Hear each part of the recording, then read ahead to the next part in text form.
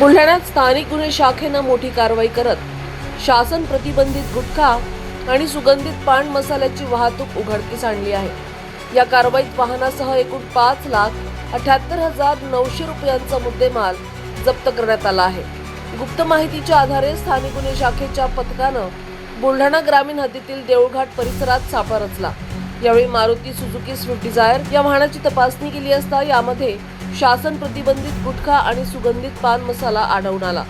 या प्रकरणी शेख सलीम शेख इस्माईल वय वर्ष 59 राहणार सैलानी नगर चिखली याला ताब्यात घेण्यात आले।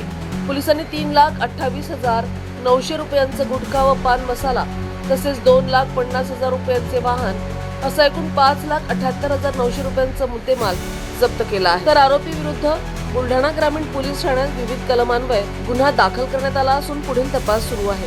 ही कारवाई पोलीस अधीक्षक निलेश तांबे यांच्या मार्गदर्शनाखाली पोलीस निरीक्षक आशिष रोहे आणि त्यांच्या पथकाने केली आहे।